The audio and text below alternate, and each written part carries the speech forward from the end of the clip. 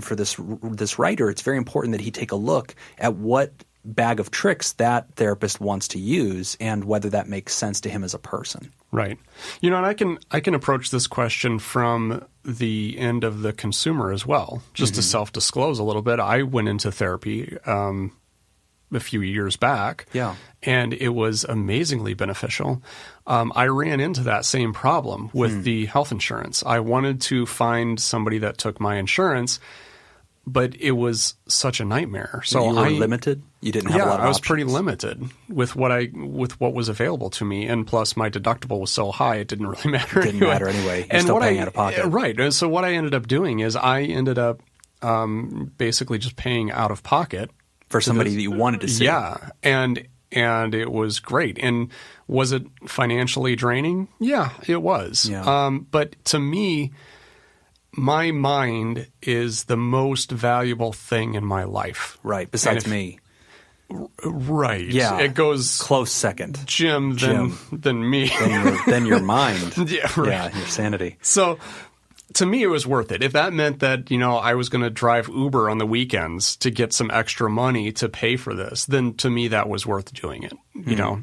Let me ask you this, Nick. So being a practitioner who is now looking for somebody to be his helper, is that hard? Is it kind of like Absolutely. being a chef and like going to somebody else's restaurant? Right. Like you kind of like, oh, you undercooked the beef. Right. What's that like for you? What was that like? It was incredibly stressful. So I had my own set of stigma around going into therapy. Right. Even working in the field. Yeah. And so your first session when you go in there, don't plan on feeling like you did groundbreaking work on your first session, right. because for the most part, it's an assessment. They're getting to know you. Yeah. So they're getting to gather information. And that's essentially what the first session was for me, was an assessment. And I was very guarded, and I didn't want to talk about what I did for work. Yeah. And then finally, I just she kept asking. Did you tell her? So I kind of broke down, and I said, I said what my job was at that time. Right. And she's like, oh no. great. Did she know you? No, she didn't know me. Thank goodness. But that's my fear, is like I'll go see a therapist, then I'll go, I almost want to use like a fake name. Right. And that's not a good role model for our listeners, but I get it. But she was excited about it. And then she kind of told me, she's like, yeah, I actually see a lot of therapists. And it didn't bother me a bit. And moving forward from there, it was a wonderful experience. Right. It was great. It was incredibly helpful. Yes. I couldn't imagine where I'd be right now without it.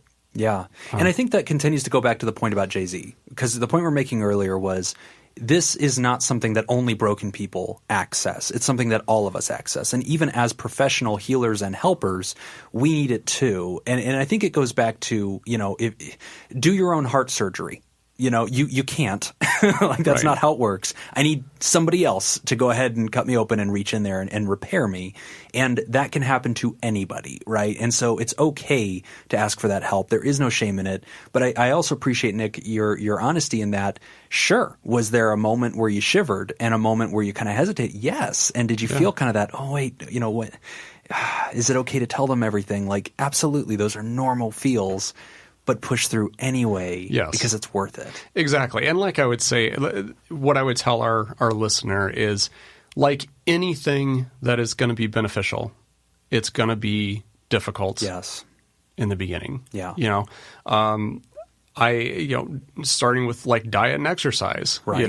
You're starting something new. It's going to be beneficial. It's going to help you. Mm-hmm. Yeah. The first couple weeks are really going to suck. Yeah. Yeah. Right. You're getting used to it. Yeah. But that's what it feels like to go through it. And so, not that every time you leave a session, you're just going to feel miserable and emotionally drained. Not by any means. No.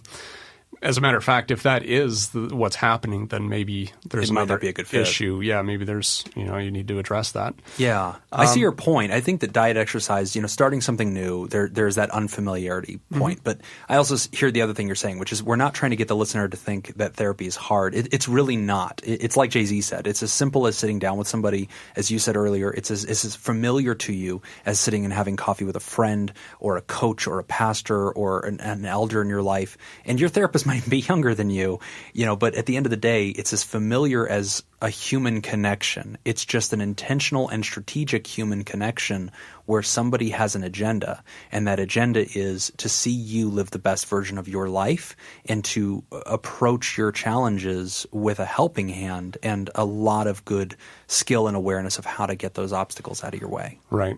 So, just to summarize, I guess, for the advice for our listener, I would say, go into it with an open mind. Yes. Self-disclose at your own comfort, Which means, translation, tell your own truth. Right. Tell the truth at the level you feel comfortable telling the truth at. Right. And then do kind of push yourself outside of your comfort zone. Practice doing that. Practice getting outside your comfort zone. You're in a safe spot. You're going to be okay. And, my advice to piggyback on Nick, if you're going to see a therapist for the first time, open-mindedness is really the most important asset I want you to bring to that session. If I'm a cardiologist, again, to go back to that point, and you come see me, there's not a moment during our visit that you think you know more than me. But in therapy, we've all solved somebody else's problem before, and talking to somebody is very familiar. And so it's very common that when we're visiting with somebody for the first time, we're asking questions. If they don't feel immediately better, sometimes they think it's not working or they think we don't know what we're doing. And the reality is, as Nick said, there's a getting to know you. There's an onboarding, a warming up time, and kind of give yourself to the process and see what happens. And I tell people, give it at least 3 sessions and then evaluate. Am I making any amount of incremental progress, even if that's by inches and not feet right now? If that's happening, that's the snowball effect beginning. And eventually those feet will become miles. Absolutely. So, please let us know. Follow up with us. Yeah. Please send us an email. Let us know how that turns out. Yeah. What's our email address, Jim? Our email is podtherapyguys@gmail.com. Podtherapyguys@gmail.com. You can send us an email. It's completely confidential. Again, this was submitted anonymously. We will never read your name, but we would love to know how this turned out for you. Absolutely. Okay. So our next one comes to us from user State of Undress. Son, 16 months, doesn't like his dad. Any advice? Get a new son. Oh, wait. Let's hear her out Yeah, first. Let's hear it out. Yeah. And then okay. Our little one is 16 months old. He's a warm-hearted little boy and seems to be developing well. He's especially affectionate with me and any other women. He's generally distrusting of strange men, which I guess is okay for a young boy, but it's definitely not just a gender thing, as he adores his grandpa. He loves to give hugs and kisses to me, Granny, and Nanny, but when his dad tries to do it, he pushes away. He won't look him in the face, won't be held by him when I'm there, and though he does play with his dad, he's rarely affectionate with him. His rejection of Daddy seems to be much worse when I'm around, which makes us think perhaps he's jealous of his dad. My husband is really lovely, warm, and social guy. We are affectionate to each other in front of our boy. He tries to put on a brave face and not react to our son being cold, but I know it's killing him and worries me. For sure, his dad could give him more attention, but it's obviously disheartening when he gets nothing back. Any ideas or suggestions? Should I try to be less affectionate towards my husband in front of our kid? Is this just a phase he'll grow out of? And if so, when? Any ideas? Great question. So I have 2 kids, neither of which like me very much. So I've been through this. I get it. So in this writer's story, the kid is only 16 months old. It's about a year and a half. So the first thing I just want to say is this is extremely normal. It is very, very common for it to take a long time for kids to bond with dad, because you have to think about this. You were carrying that kid around for like 9-10 months inside of you. They literally know the sound of your heartbeat. And so there is a unspoken bond. Even the smell of a kid's mother can be comforting to them. So it takes a while for the dad to really bond. And then it's also not uncommon for babies to not necessarily naturally bond with men. That's very common too. Again, it just goes back to some instinctual drives that humans have. But here's my quick advice. I've had this exact same thing happen. It broke my heart as a daddy, but here's what will change it. Give dad some time alone with the baby. That's hard for dads to hear because they're like, wait a minute, I don't want all that responsibility. But honestly, that works. So on days whenever my wife would go to work and I had the baby alone because the baby was sick or whatever, and I had to spend an extended period of time with that kid, both of my children would warm up to me because babies essentially have another survival instinct, which is bond to whoever is there. Right. It's like they do not want to be left alone. So if you are the only option, you are now their best option, and they will start liking you. And so that actually happens. So if you give the dad time alone with the baby, it's very normal for the baby to start having a deeper bond with dad. Now, when mom comes back around, or grandma or nanny, baby's going to start gravitating toward those women again, and they'll be cold to daddy. But that will at least start to create some shared space where baby and dad are starting to bond. The other thing that mom had asked is it good that she's showing affection to dad because she's afraid it causes jealousy? That's extremely unlikely. It's actually extremely good to show affection to dad because baby trusts mom the most. So when mom is loving on dad, baby sees dad as familiar too. It's the same reason that babies will eat what their mom is holding. There's an instinctive trust of whatever mom experiences. Baby can go ahead and experience that safely. So mom, increase affection to dad, don't decrease, and give baby some proximity alone with dad for extended periods of time. I'm talking a whole day where it's just baby and dad just together, and baby will get desperate enough to love dad. And brother, I'm there with you, man. We've all been there. But guess what? The kid goes through phases, and once that kid discovers sports, your stock's going to go way up. So get into superheroes. My son eventually liked me a little bit more than my wife, but that didn't last very long. But you come in waves. So your popularity kind of goes up and down like the stock market, but it's low right now. But that's because, you don't have any milk, buddy. Right. Hang tough. So for the dad, the big thing is just try not to take that personally. Yeah, don't take it personally. It's an instinct. And the more time you spend alone with the kid, the more bonding will actually occur. And this will happen in waves. And you'll see it. As the baby develops, he will bond to you in new ways, and you guys will have new experiences. And that's whenever it'll get closer, not further. But don't be scared, guys. It gets better. Yeah, absolutely. And if not, you can always exchange your son at any local baby store. And Babies R Us, I think, is a place. You can just send your mail to Jim send your concern and hate mail at gmail.com. Pod Therapy Guys. gmail.com. All right. Our next question is one about relationships.